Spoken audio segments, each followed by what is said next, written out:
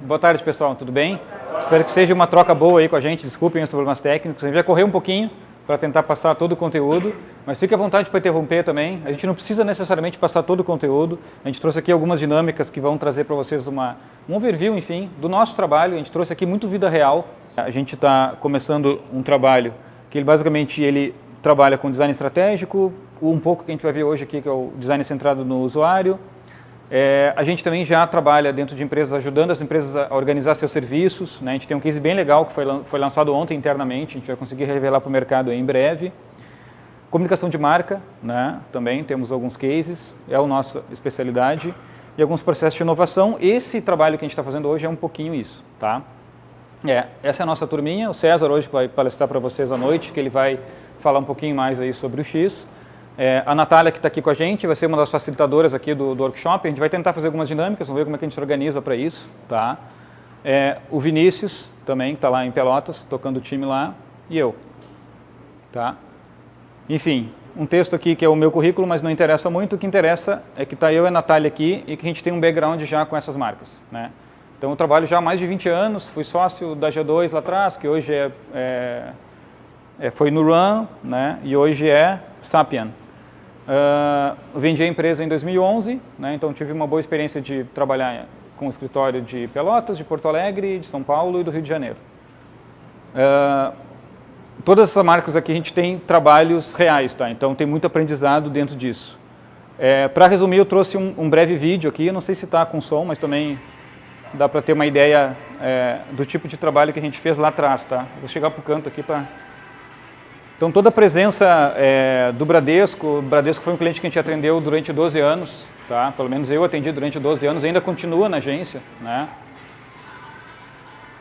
Desde portal, campanha digital, então era uma agência bem completa, o desenho do aplicativo, e eu acabei liderando a parte de design de grande parte desses projetos, né? Do time de design que fez isso, tá? Na época que a gente começou isso lá atrás, não existia user experience, não existia nem arquitetura de informação, né? A gente começou a trabalhar isso e começou a aprender e evoluir junto com o mercado. E hoje as empresas conseguem comprar, a gente consegue fazer um trabalho de user experience bem bacana, que é o caso aqui do portal Toyota, por exemplo. Vocês podem também acessar mobile, testar a experiência nos diversos devices aí. Tá? Eu trouxe só dois cases assim, para a gente ver, um overview do Bradesco e um da Toyota. Mas o mais interessante agora é quem são vocês. Vou passar um papelzinho só que são adesivos. Tu tem caneta aí? Tá. Tá bem, aí ela vai passando só para a gente colar um nomezinho, quando a gente for interagir a gente consegue. Aí depois eu acho que eu vou pedir para vocês tirarem o adesivo e colarem na camisa, só para a gente saber o só botar o nome da turma aí, tá? Então é basicamente isso, a gente vai escrever e colar os nomes aí na roupa com uma boa leitura, tá? Porque a minha letra é horrível, então eu sempre boto isso para mim, né? Não consigo. E de certa maneira, né, pô, a gente está aqui para trocar uma ideia, evitar um pouquinho aí, se quiser usar o celular, a gente sai, tudo bem. Hoje a gente não tem hierarquia ou cargo aqui, hoje eu queria que você simulasse que nós somos todos designers, tá? Então acho que esse é o objetivo aqui de hoje, à tarde. A gente vai dar um overview no processo macro de UX, eu estou atrapalhando as pessoas que estão aqui, tem umas cadeiras ali também, pessoal, se ficar muito ruim, é que eu vou ter que ficar meio que de um lado para poder beneficiar aqui, ó, o trabalho da filmagem também. A ideia aqui hoje, então, é a gente dar um overview, tá? Assim, é uma matéria muito complexa, é uma matéria que eu estudo há mais de 15 anos, tá? Então tem muita coisa para a gente ver, muita coisa para a gente fazer, o tempo é curto, né? Mas eu aceitei o desafio aí do Felipe, da gente trazer hoje uma ideia. E óbvio que vocês também já, né, olharam isso. O Felipe deve ter mandado algum material para vocês consomem isso também no dia a dia de vocês, mas a gente quer trazer a visão Dex, a visão Cris, Natália, César e Nano dessa história, tá? Então, hoje você sairá com vontade de entender e aplicar mais o X no seu dia a dia. Se a gente conseguir, no final dessas horinhas que a gente vai ficar juntos aqui, vocês ficarem com vontade de aprender mais, de trocar ideia, de trocar cartão no final, cara, já valeu, tá? Já foi legal. Então, a gente não sairá hoje aqui como um especialista em um X, por isso a gente precisaria de algumas semanas, né? Transformar esse workshop em algumas semanas, mas a gente terá insights aí de como o X é importante para o seu negócio. A gente entende aqui que todos fazem parte de negócios, de startups, de empresários, de pessoas que querem, né, fazer com que os seus projetos deem certo. O Felipe me passou um paper sobre cada empresa que está aqui hoje, né, dei uma lida rápida, dei uma olhada no site, então assim, não estou tão verde, tá? Mas é importante a gente trocar uma ideia sobre isso. A gente tem somente 3 horas, A gente precisa de foco e ajuda de vocês aí para a gente tentar respeitar os tempos. E eu gostaria agora que a gente tentasse dividir o time aí, pelo que o Felipe me falou, seria umas 20 pessoas, né? Se a gente conseguisse dividir em 4 times de 5, meio que vocês se agruparem, pode ser da mesma empresa, se já está meio junto, já está legal, mas vamos tentar se organizar um pouquinho aqui, nos grupos de 5, tá? Se tiver alguma empresa que esteja menos gente, se junta com outro. Eu queria um tempinho para a gente se organizar nisso aqui, porque vai ser importante para a dinâmica depois, tá? Que eu tenho material para 5 times também, né? Então não pode ser mais do que 5.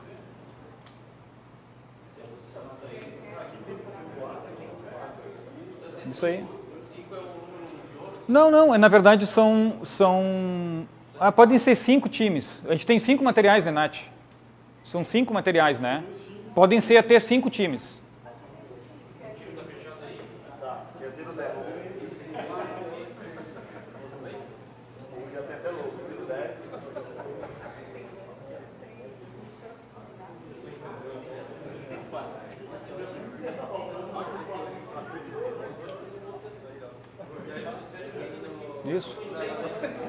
Isso aí.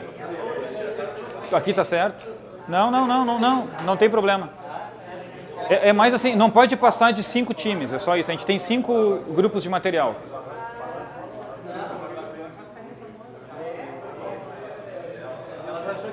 Fechou? A gente vai ter um material de apoio aí também depois, tá? E a nossa ideia é começar um pouquinho com uma introdução em alguns métodos de UX, tá, pessoal? Enquanto vocês vão botando o nome, a gente vai tocar um pouquinho mais aqui. A gente tem post-its, Nath, tem aí? Tá, eu vou precisar que eles agora escrevam, e aí num post-it, aí tem que ser bem reduzido, tá? Exatamente porque é um tamanho reduzido. A gente está trabalhando meio mobile aqui, um ensaio para isso. A gente vai precisar que vocês escrevam num post-it o que é o UX para vocês, o que é User Experience para vocês, tá? Nath, os post-it estão aí? Cara, tem um post-it, você pode ver o que você consegue escrever ali, é importante só a gente conseguir ler o que está ali, tá? Vamos evitar a letra de médico. Não precisa ser letra técnica, mas vamos evitar a letra de médico. Porque a ideia, assim, isso vai servir para vocês mesmos, tá?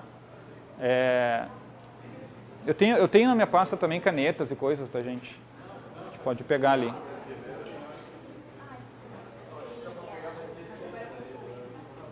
Porque isso daqui, depois até na ideia, no final, vocês verem assim, não, pô, melhorei o meu conceito do que eu achava que era.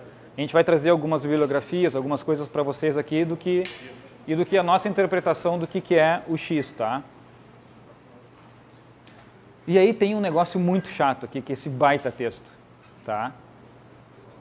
Essa aqui é a definição de ISO, tá? Eu quero a percepção de vocês, tá? Dá para copiar alguma coisa daqui, alguma coisa assim? Legal. Mas essa aqui é a percepção, onde assim, a visão oficial aí do que é o X, tá?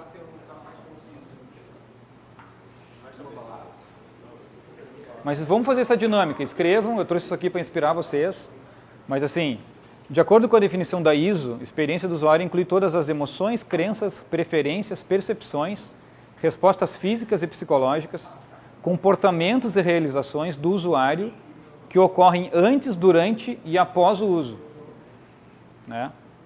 Então é um conceito bem quadradinho, bem chato, bem acadêmico, né? Mas é necessário que a gente entenda isso, tá? Só que agora, o que eu queria que vocês fizessem na sequência aí, vocês têm um tempinho para escrever aí, tá? O que é o X. Acho que vamos ter que esperar um pouquinho para o pessoal. O pessoal tem caneta, tudo aí. Tem um monte de caneta aí, Nath. Tem? Distribui para a galera.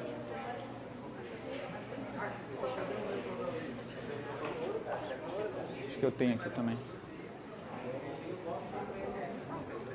Na minha pasta tem também, tá?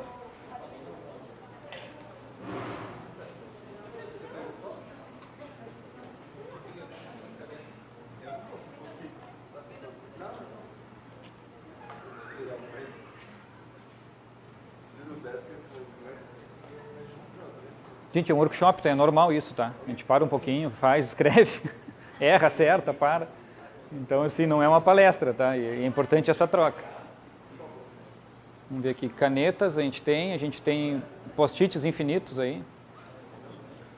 E a gente vai começar sentadinho, mas acho que depois a gente vai levantar também. O pessoal está muito acomodado. Eu passei rapidinho lá o conceito para vocês não copiarem também, tá? Então, da cabeça de vocês, né? O que é User Experience para vocês?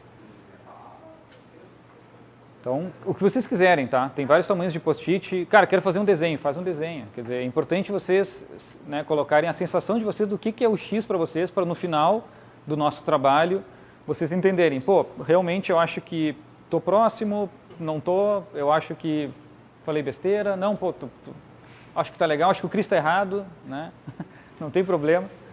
Então, assim, ninguém é dono da verdade aqui. O que a gente quer é fazer realmente uma troca e, de alguma maneira, trazer um pouco da nossa experiência para vocês. O quanto vai servir para vocês vai depender de cada um, né? Ó, o Luciano, o Rolim, já estou aprendendo os nomes, viu? Aí, a Sara. Esse é bom, esse negócio aqui, essa ideia é muito boa. Bom, pessoal, todo mundo conseguiu escrever? Quem não conseguiu, levanta a mão. Tá? Todo mundo conseguiu.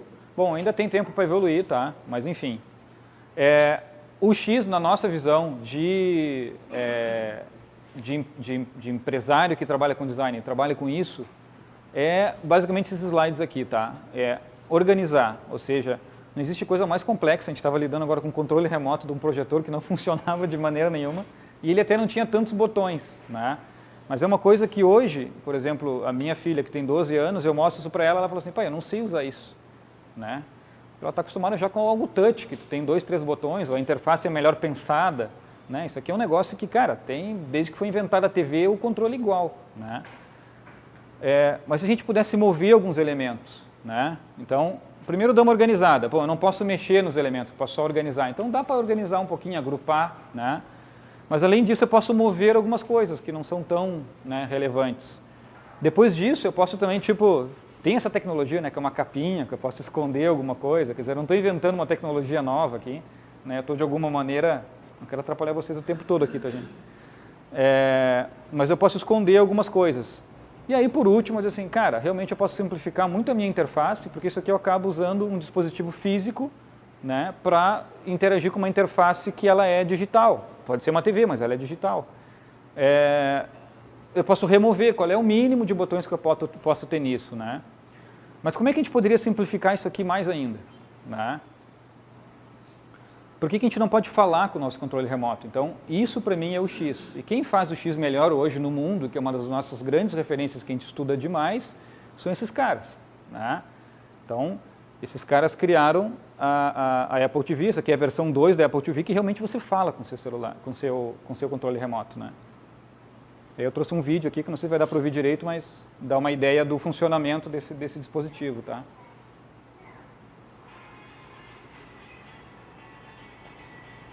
Então você consegue interagir com o touch ali, né? Aí você toca no touch e você seleciona uma opção. Você consegue navegar lateralmente. Ela falou o nome de uma série e foi filtrando.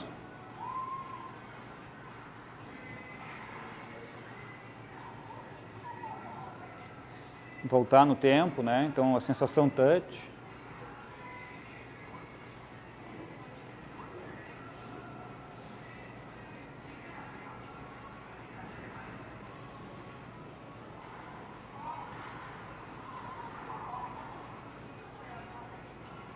E aí você pode virar o controle e começar a jogar um game com o controle. Isso me arrepiou, tá? É um negócio que arrepia, cara. Pô, os caras querem tomar conta do game.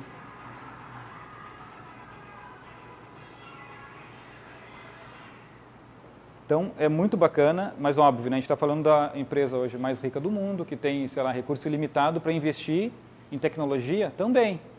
Mas se não tiver uma boa experiência, né? Então, em algum momento, um designer de experiência questionou, cara, por que a gente não fala com controle remoto? Como assim?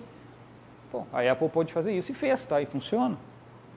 Então, basicamente, o que eu digo é que a simplicidade consiste em subtrair o óbvio e acrescentar o significado. Recomendo muito esse livro aqui, John Mayer, Das Leis da Simplicidade. É um livro que já tem alguns anos, mas cara, ele é impressionante, assim como ele continua atual, porque ele fala desses conceitos, né? Esse cara, se eu não me engano, ele prestou alguma consultoria para a Apple lá na época do Steve Jobs ainda, então tem influência desse cara nesse tipo de produto e no jeito que a Apple é hoje, tá? A gente está falando de user experience, né? Mas a gente também está falando de user experience, a gente está falando dessas disciplinas aqui, ó. Usabilidade, design de interação, design visual, arquitetura de informação, estratégia de conteúdo, pesquisa com usuários. Mas, além desse mundo de user experience, também, o César vai acabar detalhando um pouco mais isso na palestra hoje, a gente fala de experiência do consumidor, né? Então, quando você sai de um dispositivo, de uma tela, de um one-to-one, você acaba trabalhando nesse ambiente. E no ambiente, você acaba fazendo serviço ao cliente, propaganda, processo de venda, questão de preços, né? E toda a entrega desse produto, que acaba sendo maior do que só a interface, tá? Enfim, então o CX é pensado em toda a jornada do cliente, desde a descoberta até a oferta adquirida. E a gente pensa, por exemplo, um Spotify, um Airbnb, que hoje a gente está aqui, né, usando. Então, deve ter gente que antes do trabalho aqui do workshop estava ali almoçando e curtindo um som no Spotify ou consumindo alguma coisa no Netflix. Esses caras é que a gente chama de marcas que têm uma brand experience completa, que é a experiência gratificante em todos os pontos de contato da marca com as pessoas. Então, é muito legal você estar vendo um filme no seu Netflix no celular, e aí você foi para a sua TV grande e continuou vendo de onde ele parou, né? E depois você viajou e pegou no seu celular de novo, e a sua filha está no tablet assistindo outro tipo de conteúdo, né? Cara, isso não é fácil de fazer, cara. É uma baita treta, na verdade, né? E você não precisou mesmo pensar para utilizar os dispositivos. Você simplesmente deu um play, ou ele sabia que você parou naquele momento do vídeo e você continua. Então, são poucas marcas que hoje têm esse brand experience no mundo. Eu posso citar aqui, talvez, lá o Uber no início, hoje já está um pouco pior, né? Enfim, mas Netflix, Spotify, são marcas que a gente hoje vai dar uma olhadinha para esse pequeno olho, tá? Que é o X.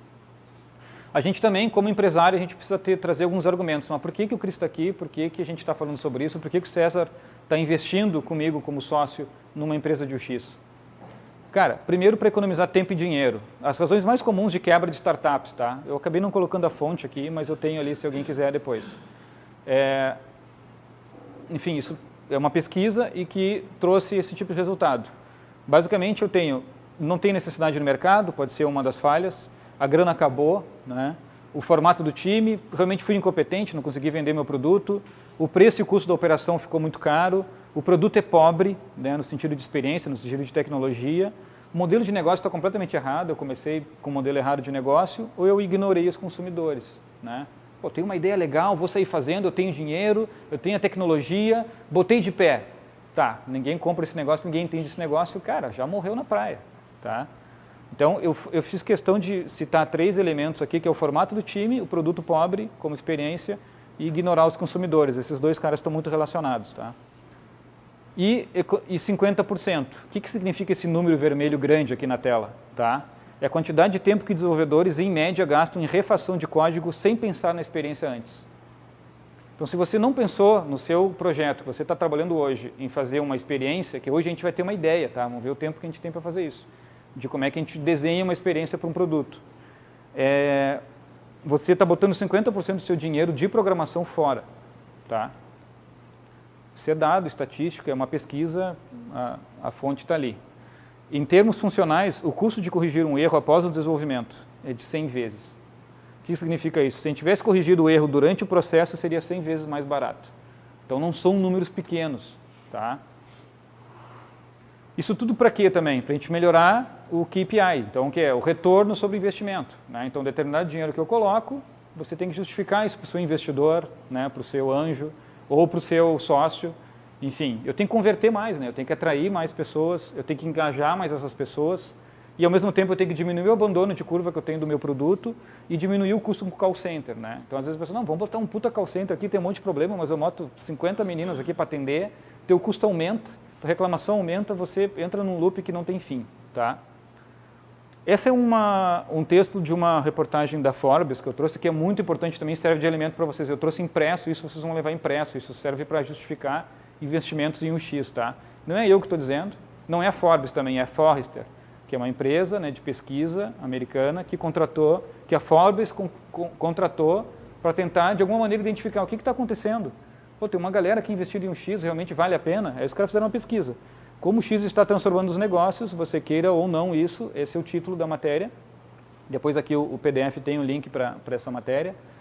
Executivos devem abraçar os avanços que o X traz, não somente por causa da competição, mas porque ela realmente pode ajudar nos negócios. Uma pesquisa da Forrester mostra que, em média, cada dólar investido em um X traz um retorno de $100. Isso é um retorno de investimento de 100 vezes. Tá? Essa matéria é de agora, 23 de janeiro de 2017. Nós não estamos falando de 2009, né? O cara traz um dado aqui que não é atualizado. Não, é de agora. Então, os caras viram que isso estava acontecendo. Né? Por que a Apple é a Apple? Por que a Microsoft é a Microsoft? A Microsoft demorou para acordar, agora tá chegando perto. Né? Mas tu vê que não tem comparação ainda pelo nível de investimento que eles têm. Isso aqui eu chamo a atenção. Né? É um retorno de 100 vezes o investimento, e isso não é brincadeira. Bom, vamos lá. Como é que se faz o X? Né? Então, a primeira coisa é que, design não é um departamento, né? É um comportamento. Tá? Então, de certa maneira, lá na Dex, a gente trabalha assim, ó. A gente tem um buraco negro que eu brinco aqui, tá? E a gente fica, às vezes, tentando se achar nesse buraco negro, tá? De alguma maneira, a gente tem que estar propenso ao erro. Hoje a gente vai tentar, de alguma maneira, testar em uma ou duas dinâmicas aqui como é que a gente erra sem medo, tá? E como é que a gente erra barato, né? Uma startup não tem muito dinheiro para errar, eu não posso botar dinheiro fora. Tem um cara aqui me cobrando que daqui a 6 meses eu preciso dar X retorno. Então, como é que a gente erra barato, como é que a gente erra fácil para depois chegar em alguma coisa que, legal, tá rodando, né? Basicamente, lá na Dex a gente trabalha 3 parceiros, 3 etapas e um fator X, eu chamo de parceiros, tá? Então, vocês vão ver aqui um nome que é cliente. Cliente que eu chamo aqui é o usuário, tá? Ele está em primeiro lugar, ele está no topo dessa pirâmide. No segundo lugar são os nossos patrocinadores, são as marcas, são as pessoas que vão botar o dinheiro para a gente melhorar essa relação entre marca e cliente. Quem vai facilitar isso? Os designers. Quando eu falo aqui designers, o que eu falei no início aqui do workshop? Que todos somos designers aqui. Então, você é programador, você é um CEO, você é um CFO, você é um cara de tecnologia. Todos vocês são designers. Vocês estão construindo um produto. Vocês estão desenhando algo, certo? Independente se eu estou metendo a mão no código ou estou cuidando da finança. Né? Então, de alguma maneira, se a gente tiver esse comportamento de designer, a gente vai conseguir, de alguma maneira, unir os clientes às marcas, cada um dentro da sua área, e buscando isso aqui que a gente chama de um fator X, né? Um fator de descoberta. Esse fator X pode ser qualquer coisa, pode ser um aplicativo, pode ser um hardware, pode ser o controle remoto da Apple. Tá? Isso aqui é o fator de descoberta que vai fazer com que esse cara fale com esse. Tá? Basicamente, a gente usa esse círculo como elemento-chave também em 3 simples elementos. Tá? Um fator de pesquisa, que é pesquisa, entender o negócio e entender o usuário. Se você conseguiu entender esses 2 caras, você já está com meio caminho andado. A outra é assumir algumas possibilidades aqui, algumas hipóteses, mas sem ter certeza que aquilo funciona. Às vezes existem empresários assim, não, tenho certeza que isso vai funcionar. Você já mostrou para o seu usuário? Você já mostrou para o seu consumidor? Não. Então, assim, cara, eu, como especialista, não tenho como te dizer se esse negócio vai funcionar. Vamos criar uma história para você apresentar esse seu desafio para o usuário. Protótipo e teste. A gente vai tentar falar um pouquinho sobre isso mais. Tá? Quando a gente junta esses 2 elementos, a ideia é que isso, né, de certa maneira, faça sentido. O equilíbrio entre 3 partes faz o produto funcionar e a discussão de cada etapa importante deve ser evoluída em conjunto. Então, não tem mais o designer sentar lá na cadeirinha dele e fazer o trabalhinho dele. Né? Se vocês estão trabalhando com designers assim, está errado. Tá? O designer tem que ir para frente do cliente, tem que ir para frente do negócio, tem que entender tanto do negócio e do cliente quanto o dono do negócio. Tá? E a Dex, de alguma maneira, tenta facilitar esse entendimento e é um pouco do nosso objetivo aqui do workshop. Sem intermediários. O time que trabalha deve ser o time que aprova. Tá? A Dex também, ela tem uma característica que ela trabalha, cara, então sei lá, a gente está fazendo um trabalho para a Gerdau. Eu vou falar com o cara da Gerdau que manda, eu não quero falar com um subgerente que vai passar por 4 níveis de aprovação para depois mudar meu projeto em 6 meses. Em 6 meses já morreu, cara, aquela tua ideia já não vale mais. Né? Então, o modelo startup que vocês estão vivendo aqui, ele precisa ser adaptado para as grandes empresas, tá? Que acabam sendo empresas mais difíceis e hierárquicas, difíceis de você lidar com agilidade, você não toma uma decisão rápida.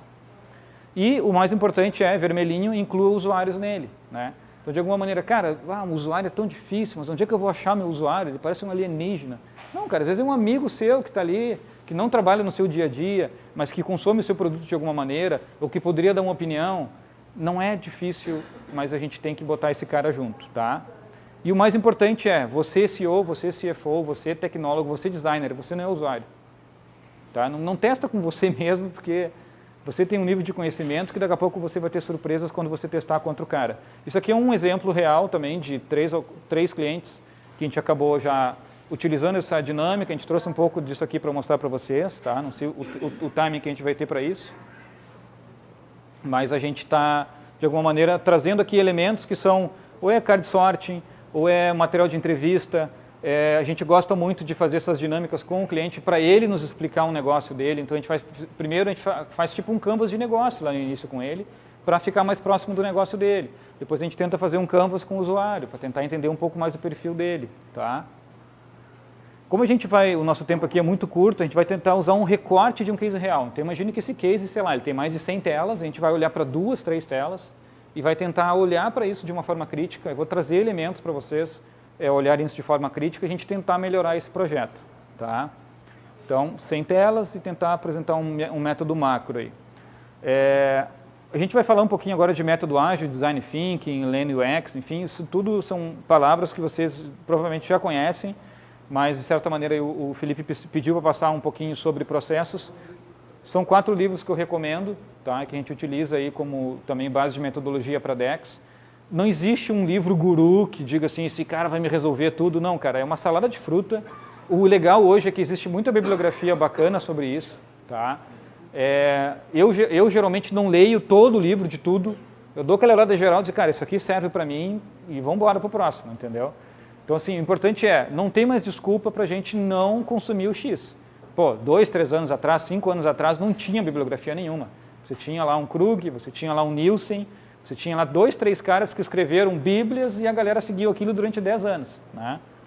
E agora não, agora tem caras que pegaram aquele material deles, testaram numa Apple, num Spotify, viram que não era bem assim e escreveram um livro criticando o cara. E aí as coisas evoluem, entendeu? Então, assim, as nossas bases ainda vão ser as mesmas, o Nielsen, o Krug. Mas a gente precisa evoluir nesse sentido de ler novos autores, ver o que esses caras buscaram. Tem muito case real aqui de startup, né? De pessoas que, vamos testar isso aqui, não deu, vamos mudar o modelo. Isso aqui é muito americano, queria que um brasileiro escrevesse sobre isso. Né? Então, quem sabe tem uma oportunidade aí para algum de vocês também. Minha experiência de UX dentro da minha empresa não foi nada disso aqui. O cara vai lá e faz outro livro. Né? Então, isso aqui que a gente espera, tá, gente? É um grande laboratório e que vocês, de alguma maneira, entendam que isso é um pouco o laboratório e levem isso para dentro da empresa.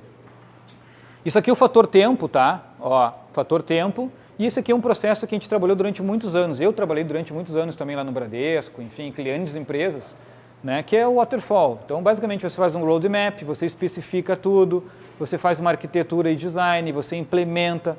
Lá na frente, você vai testar. Isso aqui já passou um ano e meio, né? E aí você lança um release. Legal, isso funcionou durante um tempo, né? Uma internet antiga, 1.0. Agora, se a gente quiser lançar um produto, a gente precisa ser um pouquinho mais ágil, né? Então, a gente fazer todas as etapas aqui mais aglutinadas, mais rápido, faz uma entrega, lança, testa com o usuário, faz outra, testa, né? Até que a gente lança realmente um release mais forte. Isso aqui, vocês estão cansados aí de ouvir toda hora, mas é o processo macro de design thinking, que de alguma maneira a gente tenta utilizar de forma macro também, tá? Mas ele já está um pouquinho ultrapassado, quando a gente começa a olhar outras coisas. Então, nosso objetivo aqui não é criar um produto, é mudar algo no mundo. Esse é o que falo o processo de Lean UX, tá? Para criar um resultado. A gente começa com pressupostos, hipóteses, né? Em vez de requisitos. A gente cria e testa a hipótese, tá? Então, quanto mais rápido a gente conseguir fazer algum gadget, alguma coisa que eu consiga tocar e já testar, mais barato for isso, melhor menos dinheiro eu vou gastar, tá? Basicamente, nesse processo aqui de estabelecer algumas suposições, criar um MVP, um mínimo produto viável, executar a experiência e pegar um feedback que vai abastecer novas suposições, tá? Isso a gente está falando de projetos grandes? Não, a gente pode estar falando de uma tela, né? Então, tem uma tela lá, sei lá, tem um amigo meu que trabalha hoje lá no Spotify. Aí ele falou o seguinte, Cris, eu trabalho aqui no negócio de volume do Spotify. É um designer que trabalha no negócio de volume, só que, é um negócio de volume para o computador, para o celular, para o tablet, para sei lá o que mais que vão inventar, né? Mas tem lá uma equipe que cuida da porcaria do botão do volume, né? Porque parece ser uma coisa importante, o cara trabalha com som, né? Então parece que o volume é algo importante. Isso daqui é só para vocês mostrarem, é um daqueles livros que eu mostrei, ele traz esse processo aqui, que eu acho que é aquele azulzinho de sprint, né? Então assim, você pode em uma semana fazer uma parte de um projeto. Não estou dizendo que um projeto inteiro você consiga fazer numa semana, mas você consegue de alguma maneira, sendo ágil, na segunda-feira determinar um mapa, fazer um sketchzinho, decidir o que você vai fazer na quarta, prototipar na quinta e testar na sexta. Segunda-feira você pode começar esse processo de novo. De alguma maneira você consegue evoluir rápido. A gente vai para a segunda etapa agora aqui de pesquisa. Eu vou parar de falar um pouquinho para a gente ver se a gente consegue interagir um pouco mais. Eu trouxe um case real, tá? É um case da DEX do ano passado. Eu posso mostrar ele porque ele está online, ele está ali no Zafari Higienópolis, tá? Vocês podem ir lá testar, inclusive, criticar, depois me manda e-mail. Pô, tá uma droga isso aqui, Cris. Tá? Mas assim, de certa maneira, eu tenho umas desculpas para isso, tá? Acho que aquele slide pulou, gente, desculpa. Estava no meio lá, pulou, desculpa. Buscar identificar quais os aspectos que compõem uma experiência de consumo e utilização desses produtos. E, de certa forma, oferecer o que deve ser modificado para a gente poder melhorar ele. Então, é só uma conclusão com relação ao nosso conceito de Lean UX. E eu não vou ler isso tudo, tá? Mas só para vocês entenderem que existem vários métodos de pesquisa, tá? Que a gente pode utilizar, né? Descoberta, de exploração, de teste e de acompanhamento. Só isso daqui daria um outro workshop de 2, 3 dias, tá? É muito material, é muita coisa, mas mostrando um pouquinho da caixa de ferramentas que a gente pode disponibilizar para qualquer equipe. E agora sim a gente entra no case do Zafari. Só para um overview, então o Zafari possui 34 lojas no país, tá? E é o primeiro no ranking de empresas de supermercados com capital 100% nacional. Isso é muito bacana, é uma empresa nacional. E a gente sabe a qualidade do produto do Zafari, né? Qual era o desafio, tá? As pessoas não querem mais trabalhar em caixa de supermercado. Então imagina o seguinte, cara, pô, eu consigo lá um estágio na Zero, por que eu não vou lá para Zero? Vou ser caixa de supermercado no Zafari. Mas por muitos anos isso aconteceu, cara, isso é 20, 30 anos, sei lá quantos anos o Zafari tem. Mas isso o cara contando lá para nós numa dessas entrevistas com o stakeholder, né? Com o cara contando o problema dele. E tá, cara, mas por que tu quer, qual é o teu problema? Não, cara, as pessoas não querem ser, eu não consigo mais estagiário, mas pessoas jovens que queiram trabalhar como caixa de supermercado. O cara ganha pouco, o cara trabalha demais, vai embora tarde, se estressa com o cliente. O cara não quer mais isso, ele consegue um estágio, ele consegue um monte de coisa mais legal. Então ele tem esse problema. E isso mostra uma curva. Nos Estados Unidos já aconteceu, né? Mas aqui ainda está acontecendo no Brasil. Então as pessoas conseguem empregos melhores e ele tem uma coisa que é o seguinte, então, mas por que tu não aumenta o salário desses caras, né? Porque os caras se motivam a trabalhar, mas não, cara, se eu aumentar o salário do açougueiro, do gerente, e aí acabou a minha empresa, cara. Então assim, eu não posso aumentar, eu tenho que eliminar esse emprego. Porra, então tá, isso é a estratégia dos caras. Qual é a solução? Entre aspas, né? Digitalizar a pessoa, o atendente, com um sistema de self-checkout. Então, provavelmente, muitos de vocês já viajaram para o exterior, já viram, já tiveram experiência com esse tipo de self-checkout, né? Que você mesmo faz as compras. Isso no Brasil é uma coisa nova, um pouco diferente. Tem toda a questão de índole, de segurança, de preocupação, que lá fora é um pouco menos, né? Mas enfim, a Dexter 1 chegou no fim desse processo de desenho do hardware e do software pela TI. Então o que aconteceu? Os caras foram lá e trabalharam 6 meses em cima do desenvolvimento de hardware. Tá? Eu vou mostrar para vocês aqui, ó, isso aqui. Tá? Não dei embora pro careca ali, mas eu saí na foto. Esse aqui é o gadget, tá? Isso aqui parece um caixa de autoatendimento de banco, certo? E é exatamente a mesma empresa que faz os caixas de autoatendimento de banco também fez isso aqui para eles. Tá, mas, Cris, eles botam dinheiro ali, você pode pagar com dinheiro? Não, só com cartão de crédito. Então não precisaria ser uma estrutura tão forte assim. Eles criaram um negócio que era para meio que botar dinheiro lá para dentro, mas não usam dinheiro, eles usam só pagamento com cartão. Tá? Explicando para vocês, aqui tem uma cancelinha, onde eles criaram um ambiente para essa questão de segurança. Então tu entra no ambiente de pagamento, paga, tira o teu comprovante e tu tem que sair de uma cancelinha. Só isso já me dá medo de entrar ali, né? Mas enfim. E aqui está o tal do Totem ainda nessa salinha de experiências, lá, o laboratório deles. Tá? E aqui já está o ambiente instalado, então é legal vocês irem lá ver, também terem essa experiência. Eu tapei a tela aqui porque o objetivo nosso não é desenhar isso tudo. Nosso objetivo nosso também não é desenhar toda a sequência de telas que está aqui. Nosso objetivo é, de alguma maneira, a gente entender um pouquinho esse ambiente. Eu vou rodar aqui o vídeo para vocês verem o funcionamento. Basicamente, ele pega o produto, passa ali num leitor, né, que tem vários sensores, enfim, esse leitor aparece lá o produto, e depois eu tenho algumas opções de finalizar a compra, adicionar um item, cancelar a compra, enfim. Eu tenho algumas coisas na interface que vão fazer eu interagir com este sistema. Tá? Aqui são as outras telas, só para vocês terem um overview, tem alguns vídeos de ajuda que volta e meia aparece, né? E você passa o cartão e você pagou. Então a operação é extremamente simples, se eu não me engano são 10 ou 15 itens no máximo que você pode passar, né? Então só para vocês terem um overview do funcionamento do produto. E aí a gente fez uma entrevista com os stakeholders. Nath, eu acho que agora tem a questão das folhinhas para eles, com esse material aqui já dá para distribuir. Pois é, eu estou pensando agora o que seria melhor. Tá, quando chegar na atividade a gente vai então. Aí a gente faz uma vez só, tá bem. Porque assim, vai ter uma dinâmica, por isso que eu pedi para separar os grupos, para a gente ir ali para a mesa, para usar um pouquinho mais o material que a gente trouxe, né? A gente acha legal também vocês meterem a mão na massa um pouquinho, é um workshop, né? Não é uma palestra. Mas, enfim, entrevista com stakeholder e técnicos de TI. O que foi? Primeira coisa que a gente chega num cliente, cara, deixa eu entender com o cliente, né? O cara está me bancando aqui, né? Peraí, deixa eu entender o teu problema. Fazer uma reunião corporativa com o cara, tu entende ele, né? Deixa o cara falar 3 horas, aí tu fica anotando. Enfim, basicamente essas 4 perguntas aqui que eu fiz para eles, tá? Assim, de maneira macro, para a gente trazer aqui para o workshop. Esse sistema é online ou o peso é um limitante? Ou seja, quando eu olhei lá e o cara me mostrou aquele negócio lá que a TI fez, tá? Então pensa que isso é um redesign, já existia um design e a gente estava refazendo um design para lançar. Os caras nem falaram um X com a gente, falaram de, cara, preciso melhorar essas telas aqui. Foi mais ou menos esse o brief.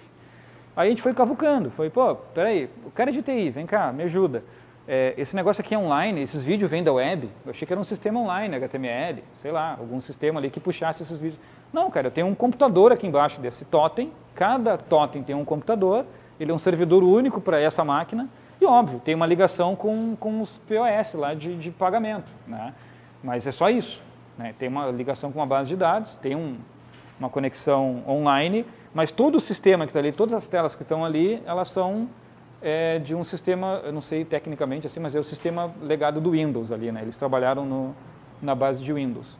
Então, eles dizem que é o mais seguro, enfim, tem uma série de coisas ali.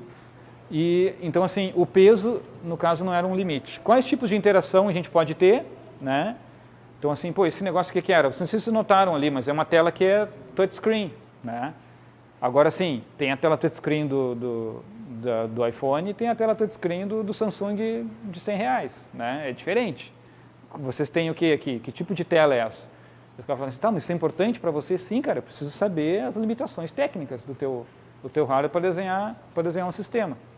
Podemos criar novas funcionalidades? Pô, não, o sistema já está pronto, aí começa a questão de UX, né? Tu dá uma questionada no cara, dá para melhorar isso um pouco mais? Quais são os usuários do sistema? Na verdade, isso teria que ser a primeira pergunta, tá? Aí as respostas foram essas, tá? Ó, vocês vão ter esse material, tá? Para consultar impresso ali. O sistema é offline. Tamanho e peso de imagens ou vídeos não são limitações. É full touchscreen. Mas nos cantinhos da tela não funciona muito bem. Não é uma tela iPhone, tá? Podemos sobrepor elementos na interface se for necessário. Então, elementos de interação ou não interação, vídeo, podem ser sobrepostos. Não podemos criar novas funcionalidades nesse MVP 1.0. Só melhorar o que temos. Então, os caras não, cara, é o seguinte, o sistema é assim, a gente demora 6 meses desenhando esse negócio, não mexe nesse troço. Não, tá bom. E quem é o público-alvo? Todos que acessam o supermercado. Por isso que eu achei legal trazer para vocês aqui, porque de certa forma todos nós consumimos, né, um supermercado. Então, de certa forma, todos nós somos usuários, somos público-alvo desse case, então fica fácil da gente trabalhar hoje. Observação, também preciso, esse é o cliente, né? Esse é o cara do marketing. Preciso que o banner da tela inicial seja proporcional a um outdoor, para poder reutilizar a mídia. Bom, enfim, esse material está com vocês e depois a gente vai olhar a tela, tá? Mapa de experiência e sitemap. Também um pedido aí do Felipe, basicamente é um pouquinho de mostrar como é que a gente fez isso. A gente tem pouco tempo, então a gente vai fornecer o mapa de experiência e o sitemap macro para vocês. Quer dizer, isso aqui é um exercício também que a gente poderia trabalhar hoje, né? Criar esse sitemap, pensar esse mapa de experiência. Mas vamos trazer um pouquinho de coisas para vocês testarem, na minha visão, coisas que são mais importantes, que é um pouquinho de pesquisa e um pouquinho de protótipo, tá? E testar isso. Então o cara entra no super, ele faz as compras, ele define a forma de pagamento, aí ele entra numa dupla saída aqui, né? Ele vai para o self-checkout ou ele vai para o tradicional, né? Então tá lá a senhorinha, às vezes, sei lá, 65 anos, com a sacolinha dela, foi lá comprar 2 leites para o filho, para os netos, né? Chegou lá e olhou aquele gadget, né? Aquele negócio na frente dela, e ela tem todo o tempo do mundo disponível. E o mais legal é que depois a gente fez depois eu conto isso para vocês, tá? Não faz parte aqui do workshop, a gente fez uma pesquisa depois e grande parte das pessoas que utilizam o self-checkout, que é heavy user, que é mais utilizador e que conhece mais o sistema, são senhoras de 65 anos. Apareceu assim, 80%. Por quê? Porque elas têm tempo e elas não têm medo, elas já viveram tudo na vida, então elas chegam ali, não sei isso aqui, meu filho, me ajuda. Aí vem a segunda vez que ela vai ler, ela já sabe. E ela começa a ajudar os caras mais novos, assim, é muito engraçado. Assim, a gente passou... Sim, sim. Isso foi na pesquisa que a gente fez depois, né? E o self-checkout, cara, é 40% mais rápido. Até porque não tem tanta fila ainda, a galera não descobriu, 40% deu, 40 e poucos por cento. Então, assim, esse self-checkout e o tradicional. Então, o cara vai lá e ele tem lá usa o hardware e a interface. Ou ele passa no caixa com atendente. Então, cara, tem uma galera que, não vou usar esse troço aí. Sei lá, até o cara mais jovem tem até um certo preconceito, assim. Eu já vi isso nos Estados Unidos, não deve ser tão bom. Aquela coisa de leitura de brasileiro, assim. É um pouco melhor que nos Estados Unidos, tá? A gente fez benchmark também. Tem algumas coisas que, pelo menos lá da Target, lá, que foi que eu usei lá, o nosso é melhor. O nosso, né? O deles ainda. A gente não conseguiu ainda fazer tudo que a gente queria, mas enfim, é uma dupla. Usa o hardware e a interface, passa no caixa com o atendente. Aí depois paga e depois sai. Então, assim, isso aqui é uma jornada de experiência, um mapa super simples, tá? A gente pode deixar isso mais complexo, qual é as dores que o cara tem, que tipo de problema pode dar. Enfim, mas super simples, só para a gente ter um conceito macro do que seria um mapa de experiência. E depois o sitemap da interface, então que são as 100 telas que eu falei para vocês lá, não sei se tem mais de 100 aqui. Tá? A primeira coisa que a gente fez com eles foi passar 2 dias sentado do cara da programação, dando print screen nas telas. Cara, tudo isso, é assim que funciona, tá? Aí a gente começou, eles não tinham isso, tá? Eles tinham lá, sei lá, um TXT que dizia a quantidade de telas. Não, vocês têm que olhar isso visualmente, vocês têm que ver se daqui a pouco não dá para talhar um pouquinho aqui, se daqui a pouco essa tela não serve para essas duas. Enfim, a gente vai olhar só para isso hoje, tá? Então está super simples o trabalho de vocês, mas eu quero ver entregas boas, tá? Depois a gente vai ver se a gente conseguiu. Então, a gente vai trabalhar nesse Zoom. E qual é o desafio? Está aqui. Deixar todo mundo observar. Essas telas estão impressas aí, né, Nath? Tu escondeu aquelas lá final, né? Aquelas final. Está escondida, né? Aquelas. Gente, isso daqui que apareceu para nós, tá? E eu quero que vocês se coloquem agora como designers da DEX. Tá todo mundo contratado aqui, nós temos que resolver essa treta. Tá? São essas 2 telas, na verdade. Tá? Vocês viram que eu peguei 2 telas só. Uma que parece ser mais simples, né, em teoria, e uma que parece ser mais complexa, que tem mais elementos. Tá?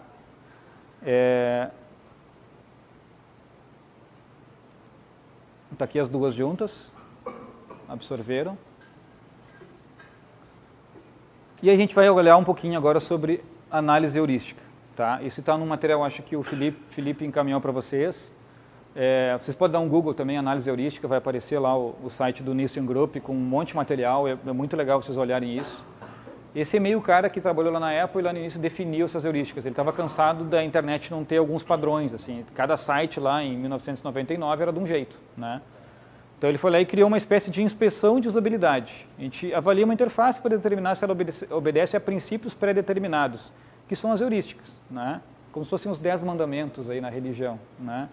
Tem o propósito de avaliar uma interface do ponto de vista de um especialista. Então, assim, precisa ter um conhecimento técnico um pouco maior de UX, mas, todos nós conseguimos ter uma visão geral. E a gente vai linkar os problemas e apontar algumas soluções. Tá? Não é uma receita de bolo, como nada que tem nesses livros mas você pode ir usando essa caixa de ferramentas conforme a necessidade. Uma delas é a visibilidade do status do sistema. Né? Então, quando você pede um Uber lá, por exemplo, você vê, o carro está chegando. Isso é um status. Se ele não dissesse que está chegando, daqui a pouco o cara está te esperando lá 3 dias e tu não sabe. Mas é uma heurística. Correspondência entre o sistema e o mundo real. Né? Você se lembra quando a Apple lançou lá, os botõezinhos eram todos cromadinhos. O cara tinha que identificar que aquilo era clicável. Né? Com o passar dos anos, isso começou a desaparecer. Os caras usam uma cor, um outline, você já sabe que aquilo é uma espécie de interação. Liberdade de controle do usuário. Né? Então, você também botar toda essa interface a favor dele. Né? Então, por isso você tem que entender ele muito bem. Consistências em padrões. Então, se eu tenho geralmente um botão de back, por exemplo, um exemplo mais ridículo, superior ou inferior esquerdo, né? Volto, cancela, enfim. Ou um xizinho lá na direita quando você acaba trabalhando um modal. Isso são padrões, né? Prevenção de erro, né? Então, você já dizer para o cara que ele tem que botar um CPF, que o CPF tem X caracteres em formulário, isso é um exemplo. Reconhecimento em vez de memorização. Pô, se eu botei um back uma vez na esquerda para o cara, para que eu vou botar um back lá na direita na outra tela? Né? Mantém essa consistência e ele vai ter um reconhecimento. Pô, esse botão aqui faz isso. Então, flexibilidade e eficiência de uso, aqui tem uma relação também com tecnologia, né? Você poder fazer coisas que sejam rápidas. Então, eu criei uma interface linda, foi testada pelo usuário em protótipo, botei o código HTML, botei o código do iOS, o troço trancou tudo, está errado. Né? E aí também, design minimalista, quando a gente está falando de interface, a gente quer que ela funcione. Né? A gente não pode trabalhar aqui um exagero de coisas. Ajudar os usuários a reconhecerem, recuperarem de erros. Né? Então, eu entrei numa página lá que não existe, uma URL que eu digitei, apareceu lá o 404, os erros, né? Enfim. E ajuda em documentação a também poder ter um botão de help, um botão de pânico, um menu que eu consiga acessar de forma rápida para sair daquela encrenca que eu me meti. Tá? Então, basicamente são esses 10 pontos, também está impresso aqui, eu dei um overview muito rápido, tá? Mas de alguma maneira a gente vai tentar agora identificar pelo menos 3 erros de interface através dessas heurísticas. Essa é a primeira dinâmica que a gente vai fazer em grupo. Eu gostaria que vocês anotassem isso em post-its e a gente colasse na folha. Acho que agora, Nath, é o momento da gente se mudar para as mesinhas, né?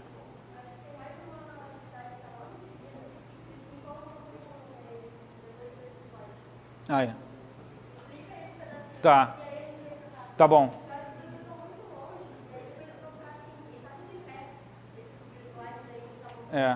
A parte que a gente tinha mais aqui de falar aqui, mostrar coisas, eu acho que foi aqui.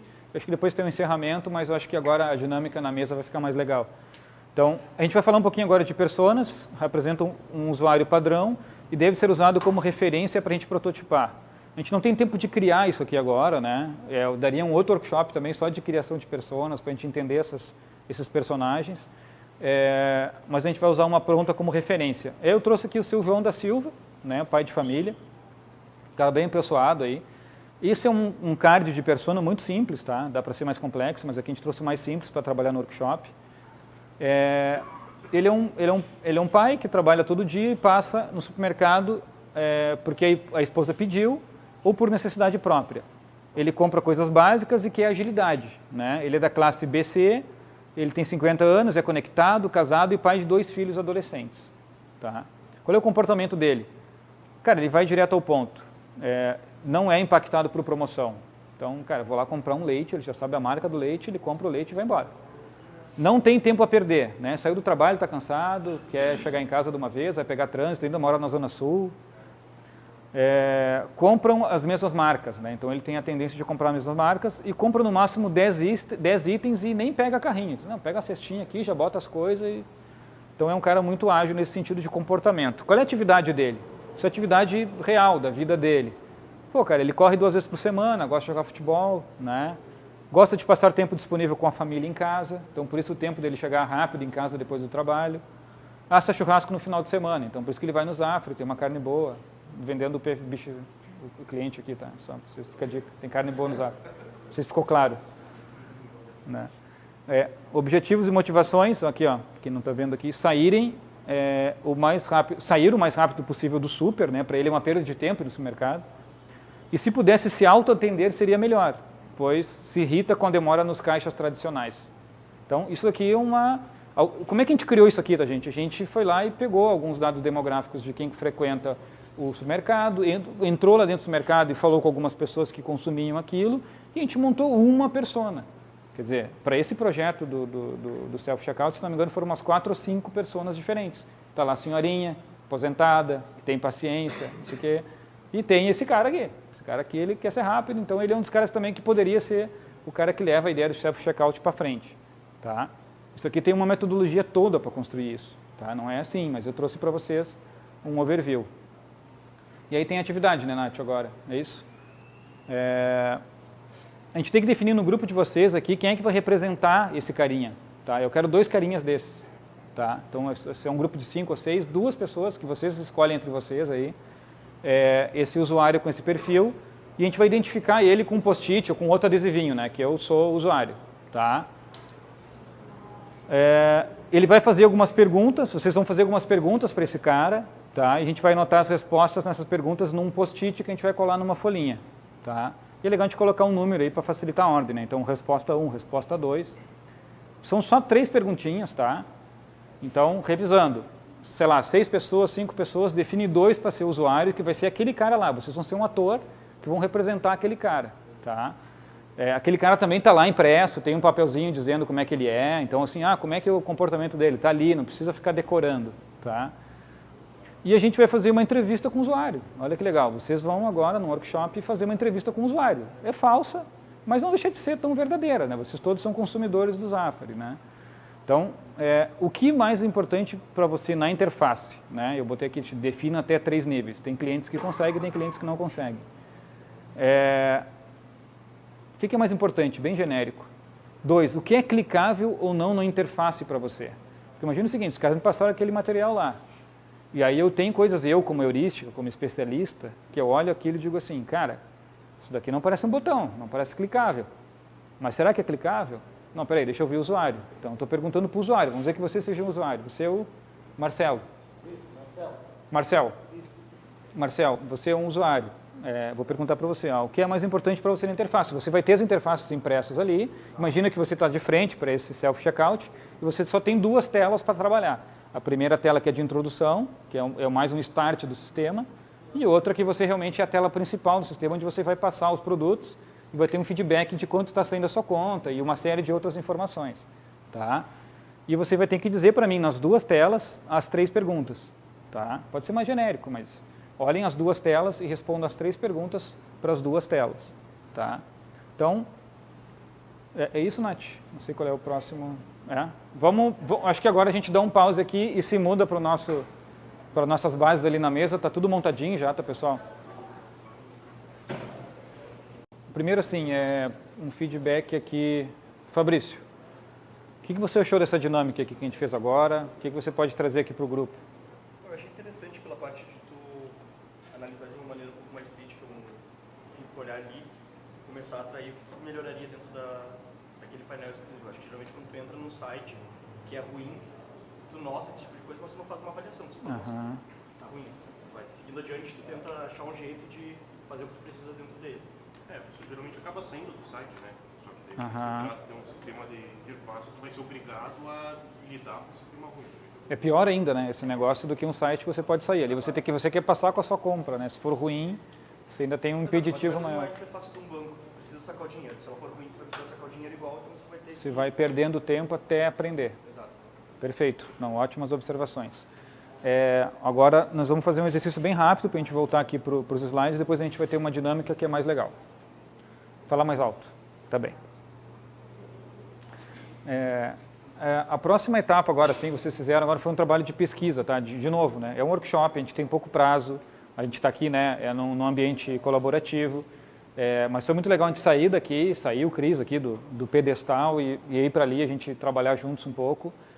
Vocês também conseguiram de alguma maneira já, podendo utilizar isso já amanhã na empresa de vocês, né? Esse tipo de dinâmica, esse tipo de análise, tem um material ali para vocês levarem. Mas agora eu queria propor um desafio bem rápido para vocês, tá? Eu vou fazer aqui 4 coisas aqui no quadro, tá? Bem simples. Até o pessoal não está conseguindo ver aqui, dá uma deslocadinha, tá? Mas essa aqui é uma caneta mágica, tá? Ela ensina as pessoas a desenhar. É muito legal. Então, assim, eu vou fazer aqui na metade desse quadro uma reta, um quadrado. Eu gosto também de fazer, sei lá, um triângulo. E eu vou escrever aqui, dentro desse quadrado, eu vou botar uma bolinha. E aqui embaixo eu vou escrever um texto. Tá? Agora eu gostaria... Nossa, e agora? Primeira coisa assim, gente, quem é que não sabe desenhar? A pergunta é, não sabe desenhar. Você sabe desenhar. Você sabe desenhar. Quem será a vítima?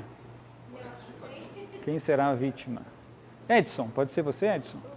Vamos fazer uma experiência com o Edson. Essa caneta é mágica, cara. Ela ensina as pessoas a desenhar. Então, assim, eu estou te dando uma caneta mágica de presente. Então, assim, a partir de agora você sabe desenhar. Eu quero que você copie aqui do lado o máximo que você pode, mas tem que ser rápido, tá? Não pode fazer uma obra de arte aqui. Tá? Você tem um desenho ali do lado, eu quero que você copie esse desenho naquele espaço vazio. Você tem exatamente 30 segundos, tá?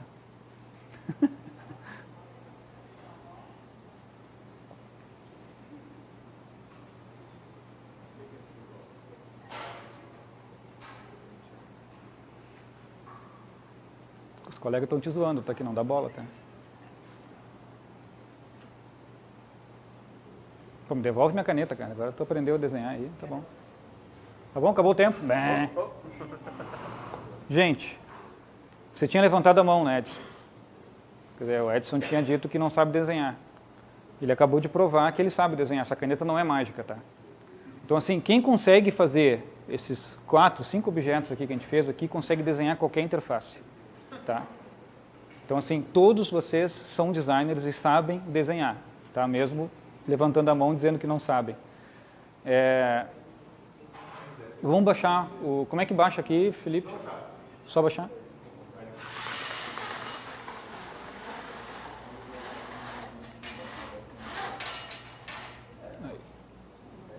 Como é que projeta agora? Está desligado. Acho que ele está desligado mesmo da luz. Esse exercício aqui, gente, é muito simples, tá? Mas assim, quando a gente pensa em... Falando de design de interface, tá? Não estou falando que o cara tem que ser aí um pintor, um escultor. Aí existe uma outra formação, tá? Mas dentro da lógica de design de interface, que é o que a gente vai acabar trabalhando nesse workshop, a gente conseguindo fazer o que o Edson conseguiu fazer aqui, que é um quadrado, um triângulo, uma bolinha e poder escrever um texto, isso faz com que a gente se torne apto a desenhar e a prototipar coisas. A gente vai falar agora sobre um capítulo de prototipação. Deixa eu ver se eu consigo adiantar alguma coisa aqui sem o projetor. Tá ligando, tá ligando. Ele é lenha, mas ele volta. E a gente vai falar que dentro dessa área de prototipação, a gente vai falar de arquitetura de informação. Você já deve ter escutado falar sobre isso. É uma das disciplinas aí de User Experience, mas tem muita gente que confunde. Então, o cara bota lá no currículo, mas, pô, eu sou um cara que tem lá uma experiência em User Experience. Na verdade, ele pode ter uma experiência em arquitetura de informação. São coisas diferentes, tá? Eu vou tentar trazer um pouquinho desses conceitos aqui, só realmente eu preciso aí do projetor. Tá aí. Então, só voltando, hoje a gente vai falar sobre prototipação, a gente vai falar sobre arquitetura de informação, que é um pedaço disso. E um dos componentes da arquitetura de informação, de forma macro, a gente está falando de sistema de organização. Então, vocês viram ali que existem, na percepção de vocês, técnicos e dos usuários, que vocês entrevistaram ali na mesa, de que existem algumas coisas para a gente organizar, né? Que nem o controle remoto lá que a gente viu, né? A gente dá uma organizada, já dá para diminuir alguns botões. Sistemas de navegação, quer dizer, você está fazendo uma coisa ali que você vai passar de uma tela para outra mais complexa, como é que você navega nisso? Sistemas de rotulação, como é que você nomeia, né, determinados botões, né? Então, às vezes o botão comprar é mais fácil, adicionar a sacola, tem gente que às vezes inventa um rótulo diferente e acaba vendendo menos. E sistemas de busca. Isso tudo, de certa maneira, são os 4 grandes componentes da arquitetura de informação. Se a gente for entrar para cada um deles, a gente tem um workshop para cada um deles, tá? Mas principais entregáveis e métodos de arquitetura de informação. Pô, a gente pode trabalhar com sitemap, né? Então a gente pode trabalhar com um mapa de conteúdo, a gente pode trabalhar com fluxograma, né? A gente pode trabalhar com card sorting, a gente pode trabalhar com wireframe e a gente pode trabalhar com protótipo navegável. Isso daqui, de certa maneira, são 6 de uma caixa de ferramenta que pode ter 200, tá? Mas são os principais que a gente acaba utilizando, pelo menos na DEX, são aqueles que a gente se sente mais confortável. Cada um deles tem um objetivo, eu não vou detalhar aqui, mas a gente vai dar um overview. Por exemplo, esse aqui é um exemplo de card sorting real com usuários para o Habib's, tá? O Habib's está lançando um projeto agora que eu participei, 1 ano e meio atrás, antes de sair da minha empresa, quase 2 anos. E quem definiu o menu de uso do Habib's foram usuários reais. A gente cadastrou esses usuários, viu pessoas que compravam delivery pelo menos 2, 3 vezes por semana, juntou essas pessoas numa sala em São Paulo, no Rio e em Pelotas, onde a gente tinha a base da empresa para poder fazer esse teste. E a gente espalhou, se vocês notarem aqui, ó, as comidas, né, os alimentos, enfim, a esfirra, tudo estava ali sem nome, só com visual. As pessoas tinham que organizar o menu. Então, surgiu um caso muito rápido, só para mostrar para vocês que é legal, que é enfim, existia uma esfirra que era doce e uma que era salgada. A gente não sabia se a doce ia para a sobremesa ou se ia para esfirras. E dentro de esfirras você tinha ela. E aí, no final, foi definido que tinha que estar nos dois, porque metade dos usuários decidiu uma coisa, metade outra. Então, mas quem definiu o menu que vai ser utilizado aí no próximo produto do Habib's são os usuários, tá? Isso foi uma primeira participação deles e nos ajudou muito a organizar isso aqui que a gente chamou de sitemap e mapa de conteúdo, tá?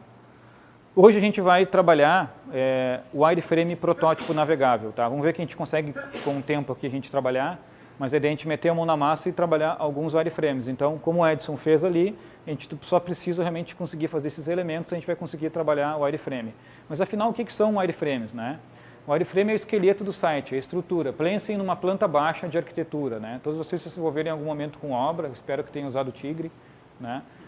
Senão vem aquelas propagandas que dá problema e tal. Então, mas assim, a questão toda é a gente olhar a arquitetura desse site de uma maneira como um arquiteto realmente olha, né? Então é uma planta baixa, é um blueprint, é algo que a gente vai olhar aquilo e depois a gente vai construir. Não adianta nada eu botar um quadro bonito ali, ou uma cadeira de um designer famoso que custou R$5.000, se a parede vai cair, né? Se o negócio não para de pé. Então aquilo é um mix de arquitetura e engenharia, né? A gente precisa ter espaço para as coisas, né? Não posso fazer uma casa com o pé direito baixo, senão eu bato a cabeça, ou uma porta que eu não consiga entrar, né? Isso é arquitetura de informação. São coisas que vão facilitar a nossa movimentação nesse espaço, né? Enfim. E aí tem um livro aqui que eu recomendo muito, ele é de 2002, tá? É o chamado Clássico Livro do Urso Polar, e é muito basics, assim, com relação à arquitetura de informação, mas nos ajuda aí muito a entender isso, tá? A gente tem basicamente 4 tipos de protótipos, tá? Um que é basicamente sketch, rabisco, frame, que é isso aqui que o Edson fez, tá? Então a gente começa sempre por aqui, por quê? Porque é mais barato. O que você gastou? Você gastou com uma caneta mágica, né? Mas fora a caneta mágica, que custou, sei lá, R$2, você vai gostar com papel, né? Então, esse é o tipo de coisa que a gente incentiva vocês fazerem muito antes de passarem para um wireframe mais detalhado, ou para um protótipo navegável, ou para um mock-up final, que geralmente o que aparece para o cliente, para ele já testar, para ele já, né, ver como é que realmente está a cor naquilo, sentir a textura, às vezes um som. Então, isso daqui a gente deixa por último porque é mais caro, né? A gente aumenta o tempo, consecutivamente aumenta o custo de produção, e aqui a gente aumenta a fidelidade. Mas às vezes eu não preciso de uma fidelidade alta para fazer os primeiros testes, então eu começo por aqui. E no wireframe a gente encontra o quê? Usabilidade, navegação e disposição de conteúdo, tá? O que a gente vai ver no wireframe? A gente vai ver bloco cinza, ou bloco preto e branco, ou outline. A gente vai ver alguns textos ali, que nem o Edson fez. E a gente vai tentar já começar a testar algum conteúdo. Eu falei site aqui, mas é do aplicativo, de qualquer coisa digital, tá? E o que a gente não vai ver, que é mais importante, tá? A gente não vai ver imagem, né? Então eu sei que vai ter uma imagem aqui bonita, que meu cara do marketing vai trabalhar, meu designer vai trabalhar, né? Mas eu não preciso fazer isso no primeiro protótipo. Eu posso botar ali um bloco cinza e a partir disso a gente, né? Cores, também a gente não precisa de cor. Talvez para exemplificar algum link é legal você usar um azul ali, mas olha, isso também está em desuso. E elementos de design visual, tipografia, hierarquia. Hierarquia a gente já começa a cuidar um pouquinho, tá? E aqui tem um exemplo, esse aqui é um exemplo de um sketch meu, tá? Exemplo de wireframe. Então, está aqui a bolinha do Edson. Edson, você conseguiria fazer esse wireframe. Ó, você tem um retângulo, você tem um texto, você tem uma linha, né? Então, todos os elementos que você fez ali, e se você quiser, você tira uma foto com o seu celular para depois copiar, né? Porque é uma coisa complicada. Mas o que eu uso também? Pô, é legal usar um papel quadriculado, né? Já ajuda um pouquinho mais a facilitar essa... Então, assim, eu ainda tenho dificuldade para desenhar, então eu uso um papel quadriculado. Realmente isso aqui ajuda muito na produtividade, tá? Esse daqui deve ser a 5ª ou 6ª versão. Ele não é tão bonitinho assim no início. Cara, começa num papel de pão ali, meio rabisco, às vezes no avião, pensando no negócio, pá. Chegou em casa, pega o teu caderno quadriculado, bonitinho, não tem régua aqui, tá? É tudo feito à mão, mas ele já te dá uma ideia de grid, né? Que é importante também. Pô, essa tela é dividida no meio. eu tenho uma interface aqui que eu tenho uma determinada informação e um detalhamento dela para cá, parece ser um calendário, né? Parece que aqui eu tenho um personagem, aqui outro, então eu consigo ver uma conversa, né? E aqui eu tenho uma coisa mais complexa de uma tela de um sistema mais complexo, tá? E aqui a gente tem um exemplo de wireframe que eu chamo já de mais alta fidelidade, tá? Então aqui já é feito no software, foi meio que aquele lá feito primeiro, a gente trocou uma ideia, pô, acho que vai funcionar, fez algum teste ou não, bom, vamos detalhar agora, esse material aqui já pode ir para teste. O usuário já entende que já existe uma foto, né? Isso daqui a gente pode pegar do banco de imagens, isso aqui a gente não achou, botou um retângulo, não tem problema, né? Então, a gente, de alguma maneira, já começa a determinar algum grid nisso, né? As tipografias já têm alguma importância, a primeira importância, a segunda importância. Começa a detalhar um pouquinho mais. E agora a gente entra numa atividade. Então, com base nas informações que vocês coletaram agora, nas entrevistas com os usuários, com tudo que vocês escreveram ali, eu não quero ver o que vocês escreveram, já dei uma olhada geral ali, está bem legal as observações, vocês aplicaram as heurísticas, vocês conseguiram identificar muitos problemas naquelas telas, tá? E, de certa maneira, eu quero que agora a gente volte ali para o nosso ambiente, a gente redesenhe, que nem o Edson fez ali, né, que ele levantou montes que não sabia desenhar, e agora a gente provou que não sabe. Se vocês quiserem usar a caneta mágica, ela está aqui, ó, tá? Pode usar a caneta mágica, mas a gente tem outras canetas mágicas em todas as mesas ali, e a gente quer que vocês, de certa maneira, agora peguem esse material que vocês usaram e a gente redesenhe numa folha de ofício. Cada um pode desenhar mais de uma versão, se achar que é legal. Pô, não gostei da versão do colega, deixa eu fazer uma. Esse é o objetivo, tá? Se cada um quiser fazer uma, faz. Pô, mas é legal em algum momento vocês chegarem a algum consenso, né? Tipo, o grupo aqui chegou mais ou menos que essas duas telas aqui estão tão legais. Vocês têm um modelo da tela antiga e agora vocês vão ter uma folha em branco, né? E a folha em branco assusta até para designers experientes, que nem eu. A gente se assusta com uma folha em branco, mas comecem a fazer alguma coisa. Às vezes é para quebrar o gelo, a gente pega essa folha, bota em cima da interface que já existia, meio que dá uma copiada e diz, não, peraí, isso aqui dá para melhorar, vamos puxar para cá, essa foto pode ser maior, essa tipografia não dá leitura, vamos aumentar. Enfim, vamos tentar achar alguma coisa. Não necessariamente eu tenho que trabalhar com 2 telas, eu posso trabalhar até com 3 telas se quiser. A gente quer, na verdade, o objetivo é redesenhar as duas que a gente apresentou. Isso, redesenhar as duas, mas você pode ter várias versões de cada uma delas. Então, tipo assim, bom, isso, e respeitando aquela premissa que a gente falou, que é tipo assim, pô, o meu TI lá, ele não vai ter dinheiro agora para botar mais funcionalidade, nem tirar. Então, é aquilo que está lá, melhorado. E que vocês vão se basear no quê? No nada? Não, vocês entrevistaram um usuário, né? Vocês acabaram de entrevistar um usuário, vocês têm vários insumos ali, em post-its colados, que eu não vi, né? Dei um overview, mas agora vocês vão aplicar aquilo que vocês viram que está errado numa tela nova. E eu acho que é isso, né, Nath? Não sei qual é a segunda atividade aqui. Tá, depois tem outra atividade, tá bom. Eu acho que é mais mais de encerramento aí também. Pessoal, primeiro, obrigado aí por essa tarde produtiva aí. Todos os grupos participaram de uma maneira muito igual. As questões, teve algumas questões que foram bem similares, outras bem diferentes. Algumas trouxeram até insights para o projeto de vida real. Óbvio, né? A gente fez aqui, de novo, um overview, é uma tarde, é um workshop com 4 horas. O ideal é que a gente tivesse um pouco mais de tempo, né, para poder exercitar cada coisa dessas, não ficasse tão cansativo. Estamos todos nós um pouco cansados nesse momento. Então, agora é o momento da gente relaxar um pouquinho, fazer um fechamento, né? A gente ouviu o feedback de cada um de vocês aqui já. Só que depois do teste a gente tem um ajuste, né? Então, vai voltar todo mundo. Não vai voltar ninguém agora, calma. Então, assim, a gente não tem tempo, né, para executar esse teste, esse ajuste, tá? Mas é importante notar que depois de uma breve conversa aí com o nosso usuário João, né, que foi muito legal aí, obrigado, João, pela participação, sentimos que o projeto ainda pode melhorar, né? Então, vocês desenharam uma coisa, óbvio, muito rápido, né, mas sentiram todo o processo e com base no feedback dos usuários e dos técnicos de UX. Quer dizer, tem coisas que a gente vai ainda aplicar um pouco mais de heurística ali, né? Questões que você fez, o Marcel fez, são muito pertinentes. Pô, para que esse botão? Para que serve isso? Tem coisas que a gente vai ter que dar 2, 3 passos atrás e ir lá falar com o técnico de TI de novo e dizer, pô, cara, para que serve esse botão? Não posso tirar esse troço mesmo. Tenho certeza que tem que ficar aqui. Então, agora imagina se a gente já estivesse programando isso, sem a gente seguir um mínimo processo de UX, com pelo menos identificação do problema, fazer um protótipo e um microteste. Vocês chegaram aqui hoje sem, né, ter muita noção de UX, depois eu quero, pelo menos 1 ou 2 falem o que anotou aí, o que é UX, se quer mudar alguma coisa do conceito, tá? Mas é uma coisa muito interna, né? Até não é legal a gente expandir isso, né? O importante é vocês terem uma noção de que aquilo que vocês escreveram no início, deem uma olhadinha de novo, se faz sentido agora, se mudou um pouquinho a opinião, se ficou com vontade de descobrir um pouco mais, tá? Então lembrem daqueles números, né? Se a gente saísse programando um negócio desse, que foi o que os guris lá do Zafre começaram a fazer, saíram codificando aquilo lá. A gente entrou no meio do processo e conseguiu dar uma ajeitada, mas não foi o processo ideal, mas já melhorou com relação ao que estava no início, né? Era isso aqui que ia acontecer, né? Se a gente não conseguisse saísse programando, enfim, a gente ia ter uma decepção bem grande, tá? E a gente vai mostrar um pouquinho do resultado que a DEX buscou, de novo, né? Com todas as limitações técnicas que esse projeto tinha, tá?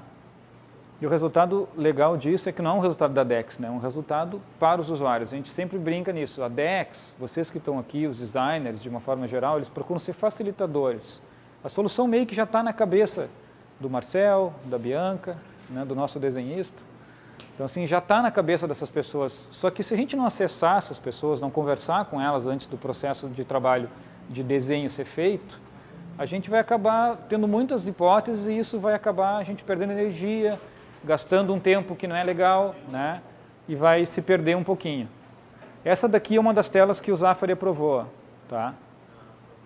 Então, acho que ficou bem parecido com algumas telas que vocês... já não está mais assim, já está numa V3 agora, acho que vocês podem ir lá ver até como é que está a tela de forma real. Mas aqui também não dá para ver direito, né? Porque é um projetor, enfim.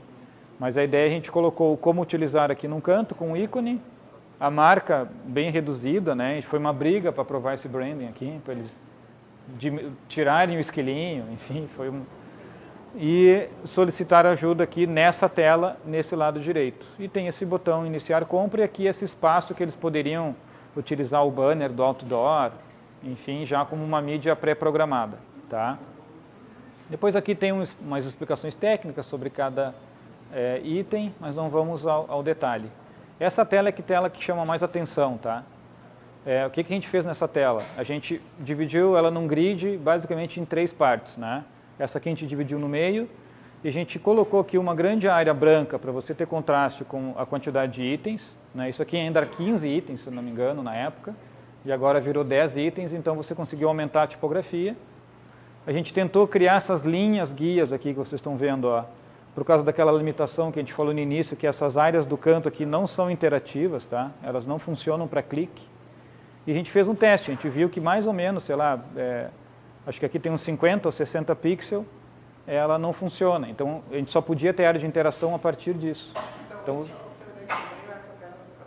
essa tela, cara, acho que é um pouco maior que uma folha 4, assim, para a gente ter uma ideia, tá? Então, a gente teve que também calcular o tamanho do dedo aqui, né, para funcionar a interação, o tamanho mínimo disso, e tudo isso segue um padrão. Vocês viram aqui, tudo tem um grid, né? E uma das disciplinas principais de design de interface é grid. Eu trouxe um livro de grid e outro livro de Não Me Faça Pensar, do Krug, que é uma leitura inicial para quem está começando nessa área. E depois, se vocês quiserem, está aqui na minha pasta, tá? Vocês podem olhar. Mas eu sou um estudante aí dos grids, né? Então o grid para mim é uma das coisas principais. Óbvio, tem tipografia, tem cor, tem uma série de coisas que interferem numa interface, mas o grid nesse caso aqui resolveu muito. A área de vídeo que vocês viram, que era uma área bem pequena, a gente deixou ela bem grande, tá? E as informações que estavam fora do vídeo, a gente colocou para dentro do vídeo. Então a gente economizou, entre aspas, um espaço que seria de instrução e utilizou o vídeo para isso, né? Como a gente falou lá atrás, a gente poderia sobrepor elementos, nesse caso foi utilizado essa lógica. Toda as coisas principais, que é cancelar compra, acho que foi o grupo do Marcel que colocou para a esquerda, né? Pô, faz todo sentido isso, né? O back do iPhone é tudo para a esquerda, né? Então, cancelar está aqui, compra, cancelar item está aqui também. A gente não pôde, a gente sugeriu também agrupar esses itens, né? Por uma questão de V1 do sistema, não muda muita coisa, mas a gente jogou os cancelar tudo para um lado, né? A instrução de vídeo, a instrução do que você está tendo de consumo, o seu total, e na direita um finalizar compra. O resto aqui vocês viram que foi bem resto mesmo, né? A gente meio que jogou numa barra e boa sorte aí para quem tiver que usar, porque nesse momento a gente não conseguiu usar o usuário, tá? Ajudar o usuário. Mas eu acho que ficou uma tela que no final, aqui tem um exemplo real do vídeo, tá? E a gente depois também acabou produzindo esses vídeos junto com o marketing, então... Sim, sim, sim, ela é uma exigência. No primeiro momento a gente pensou que o vídeo Aí informações aparecem no vídeo. Aham. Excluiria. Isso eram duas hipóteses que a gente testou, né? Uma delas era a interface completamente sem o vídeo mesmo, e muitas pessoas tiveram dificuldade. Então, mesmo que seja um usuário recorrente, que o cara já viu aquele vídeo 500 vezes, para o usuário novo foi extremamente importante ele entender que ele tinha que fazer esse movimento com o produto, né? Então, a gente manteve, está ali numa área que a gente chama que é uma área meio neutra de interface, que é essa área esquerda aqui do meio, né? E as áreas de importância maior, que são aqui o canto esquerdo e o canto direito, com ações importantes. Vocês notam também que a gente criou basicamente 3 padrões de botão, né? Um botão que é basicamente tipografia, um que é ícone com label, e outro que é um contraste grande, que é o botão mais importante da interface. Então, todas aquelas 100 telas foram desenhadas com esses 3 padrões de botão. A gente tentou minimizar isso, economizar. Então, de novo, está certo se vocês pensaram, cada vez reduz mais, faz o usuário não pensar, tenta reduzir os padrões, mas esse foi o máximo que a gente conseguiu. E aí explica tudo, mais um detalhe aqui, tá? Então, só um comparativo, né? A gente acabou também tirando esse bem-vindo, não fazia sentido. A proporção, né, do banner virou uma proporção que facilita a entrada de mídia deles. O Zafra a gente simplificou a marca bastante, né? O solicitar ajuda, nesse caso, ficou aqui. E o como utilizar era realmente isso que você falou, era um etapa a etapa, né? Então, ele realmente trazia um passo by passo, assim. Pelo que eu vi, assim, a gente não tem métrica disso daqui, mas nas pesquisas que a gente fez depois, as pessoas utilizavam muito pouco aquilo. Então, faz mais sentido ainda ter o vidinho pequenininho em cada tela, em cada etapa, né?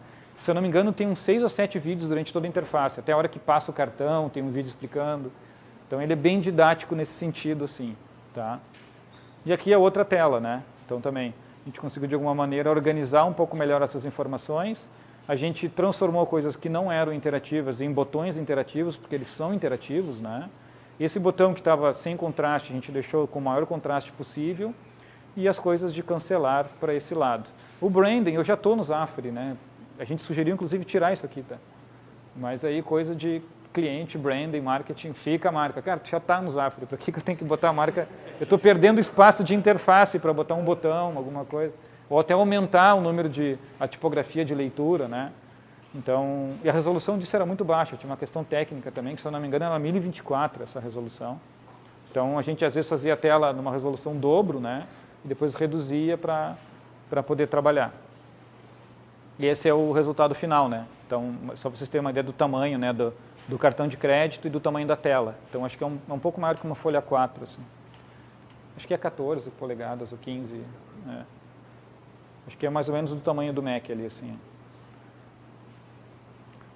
Para encerrar, então, hoje a gente vive nessa confusão, né? Que é uma confusão de várias coisas, né? Então, nos cercando, a gente tem o wearable, a gente tem um negócio que mede a temperatura, a gente tem o celular, a gente tem o computador, a gente tem tablet, daqui a pouco a gente vai ter, né, já tem fora carros inteligentes, a casa inteligente, né? A gente está cercado de coisas, só que quando a gente começa a tirar isso tudo, né, e começa a entender o que sobra, é esse ser humaninho aqui, né?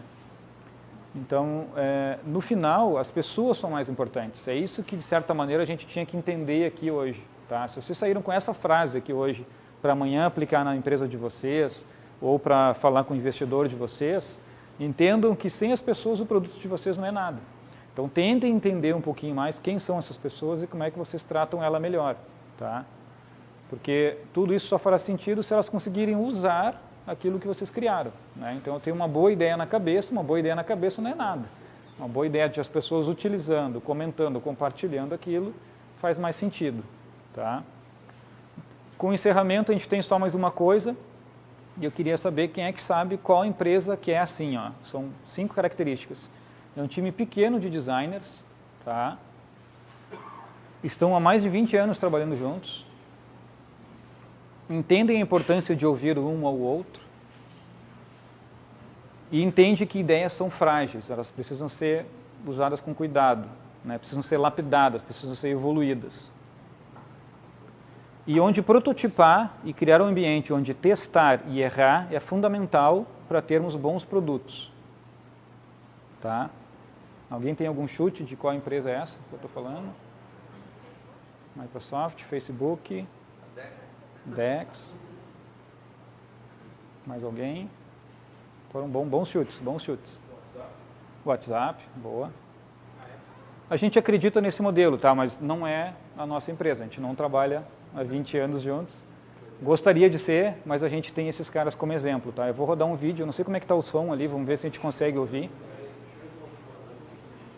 Vamos fazer uma última tentativa do som aí. Será que foi? Foi. We're a small design team. We've worked together for 20, 25 years. One of the things that we've learned is the importance of listening. Because as we all know, the very best ideas can very often come from the quietest voice. Ideas are extremely fragile. Ideas are unpredictable in terms of when you'll have them and how many you're going to have. And so over the years, we've really created a team and an environment that I think really increases the probability of good ideas, and when they actually arrive, I think nurtures them. The design studio really is a workshop.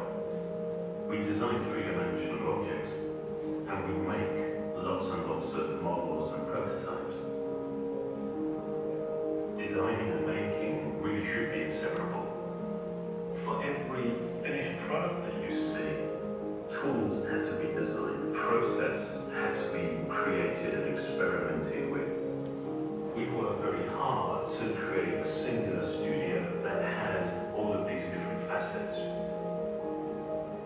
The hallmark of the group has been to be inquisitive and ask an awful lot of questions. We have really made it a practice to just have our heads down and work and ignore, in some senses, all the reasons why something shouldn't be possible. This book captures a point in time of incredible transitions and quite shocking change. You understand the nature of an object so much more when you understand how it came to be. The book tells dozens and dozens of stories. You see momentum, you see learning. Of course, as designers, you live in the future. It's not that we are not interested in the work we've done before, it's just we are so consumed by what we haven't done yet.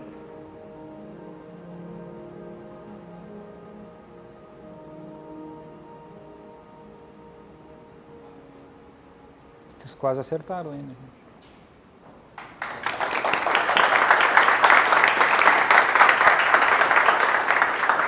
Obrigado pela participação de todos, foi muito legal.